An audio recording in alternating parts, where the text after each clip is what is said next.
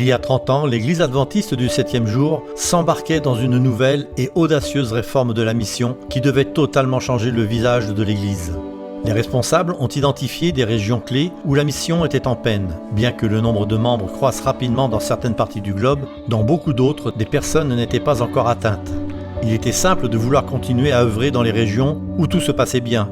Mais quelque chose devait changer si nous voulions être fidèles à l'important appel d'aller vers toutes les nations. En 1990, lors de la session de la conférence générale, la mission globale a été créée qui devait se focaliser sur la mission avec un sens renouvelé de l'urgence.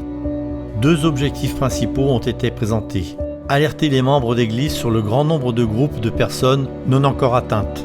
Implanter de nouveaux groupes de croyants au sein de ces populations. Depuis 1990, l'Église adventiste du 7e jour a pratiquement quadruplé en nombre. Des millions de nouveaux croyants ont trouvé la vie en Jésus et se sont joints à la famille adventiste. Ils sont issus de nouveaux territoires, de nouveaux groupes ethniques et de nouvelles cultures. Ils ont apporté de la joie dans les cieux et renforcé l'Église de Dieu. Nous le louons pour les milliers de nouveaux groupes de croyants qui ont été créés. Mais maintenant, nous en sommes toujours au même point. Les mamans sont toujours assises par terre pour mendier aux portes des cités surpeuplées. Beaucoup se réveillent chaque matin dans la peur du monde des esprits. Des millions de personnes dans la fenêtre 10-40 n'ont jamais entendu parler de Jésus. Seul un tiers des habitants de la planète est chrétien. 2 tiers ont d'autres religions et un nombre croissant n'en a pas du tout. Les villes grandissent très rapidement.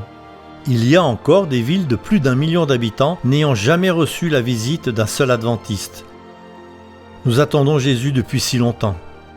C'est pourquoi la mission globale continue à se focaliser sur les populations non atteintes de la fenêtre 10-40, sur les grandes villes et sur l'Ouest postmoderne sécularisé.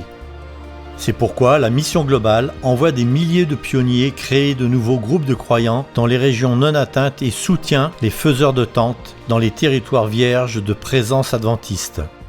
Et c'est aussi pourquoi la mission globale aide à mettre en route des centaines de centres urbains d'influence partout dans le monde. Aujourd'hui, 6 centres se focalisent sur les manières les plus efficaces de partager la bonne nouvelle avec les personnes n'ayant aucune racine chrétienne. Ces centres trouvent les meilleures façons de construire des ponts pour instaurer l'entente et se servent des ressources en matériel, méthodes et modèles expérimentés sur le terrain. Leur but étant de supprimer les barrières qui rendent difficile pour les gens le fait de comprendre et d'accepter l'Évangile. Nous louons Dieu pour les millions d'êtres qui ont trouvé la paix et l'espérance en Jésus depuis le lancement de la mission globale. Mais nous avons besoin de plus de pionniers. Nous avons besoin de davantage de centres urbains d'influence. Nous avons besoin de plus de prières. Il y a 30 ans, les responsables de l'Église adventiste ont eu une vision audacieuse pour la mission. Cette vision est toujours d'actualité. Entrer en contact avec les personnes qui ne ressentent pas le besoin de religion et œuvrer dans les cités grouillantes. Aujourd'hui, nous avons encore besoin de personnes qui répondent à l'appel de la mission pour atteindre ceux qui n'ont pas d'espérance, pour partager la bonne nouvelle de Jésus.